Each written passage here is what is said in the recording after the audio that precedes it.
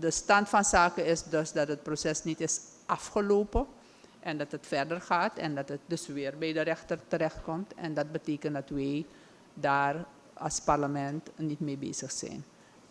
De persoon en de president kan je op dit moment niet zonder meer van elkaar scheiden. Er loopt nog steeds een rechtsproces tegen de president. We hebben heel veel werk verzet en we hebben nog wat werk te verzetten voor die samenleving. Dus we gaan daarmee voort en we wachten de ontwikkelingen dan af. Want wij gaan als parlement niet in de inhoudelijkheid van deze zaak. Lid Rusland. Ik wil toch wel direct inhaken op het punt van het is niet de president die veroordeeld is, maar het is de heer Bouterse. En verder zegt u dat er geen processen, dat er niet geen inmenging is geweest van processen vanuit de Nationale Assemblee die gaande zijn. Ik wil u herinneren de case Sapunchiten en de amnestiewet. Lid Yogi.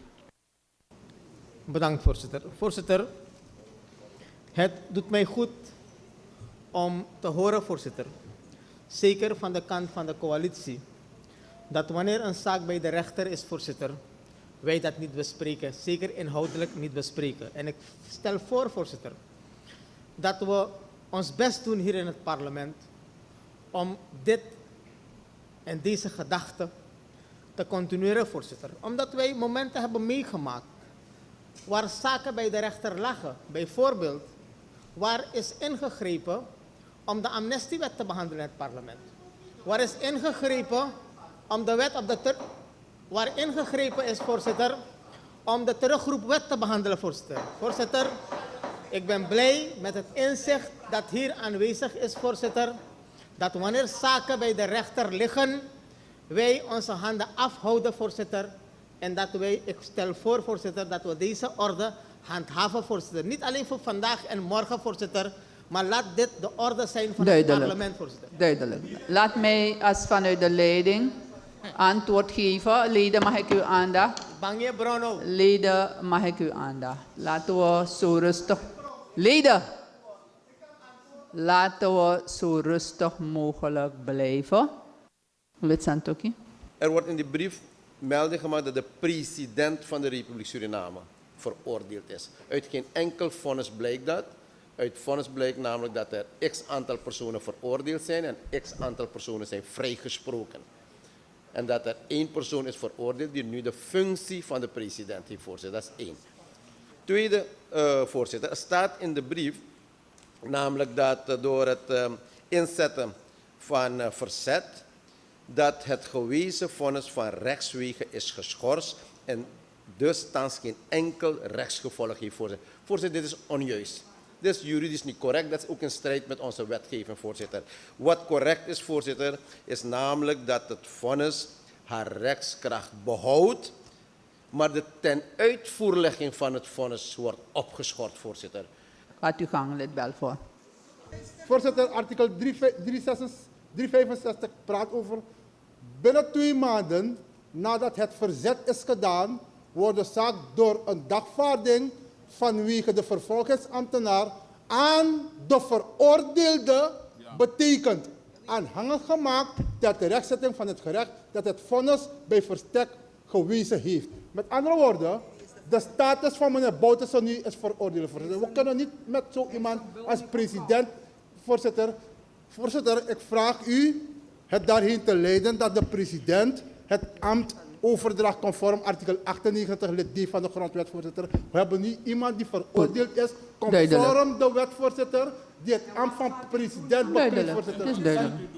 Wat gaat u niet doen, voorzitter? Want een veroordeelde heeft nu de status van president, althans bekleedt het ambt van president. Lid Bouva.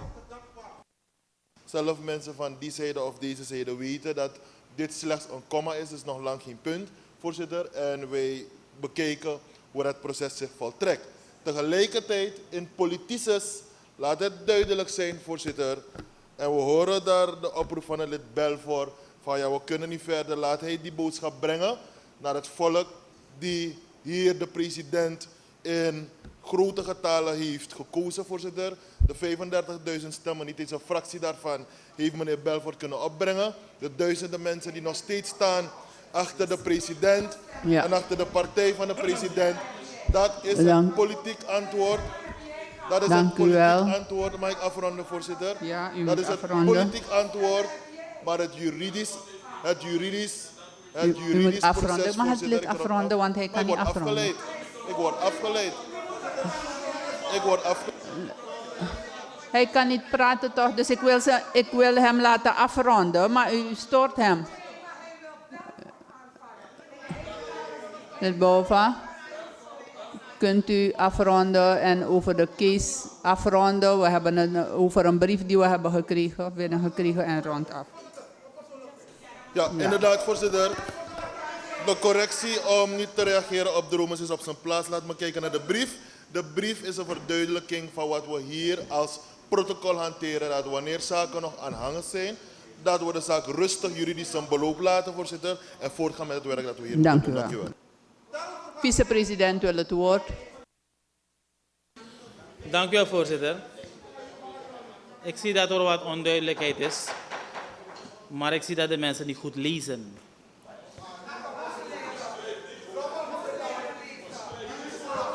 Dus daarom ga ik ga het voor u citeren en hij gaat citeren wat u geciteerd heeft. Ik zal citeren wat u Leden. geciteerd heeft. U heeft gesproken toch? Mag de vicepresident... Voorzitter, de brief staat duidelijk. U heeft vanuit het mensen... Artikel 365 zegt duidelijk.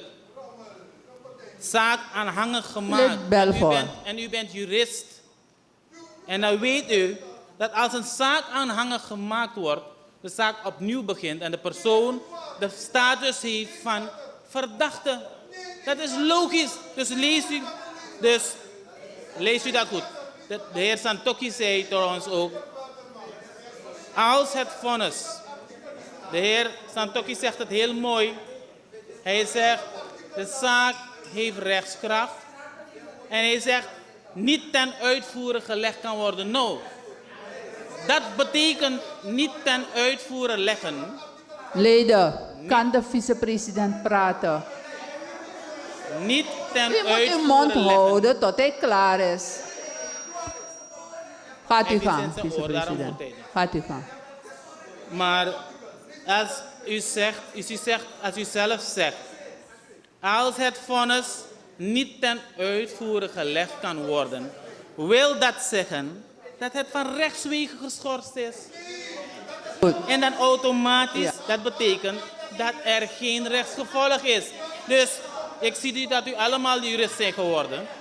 Maar ik Dank u denk wel. dat de jurist van de president het beter weet dan u hier in de zaal.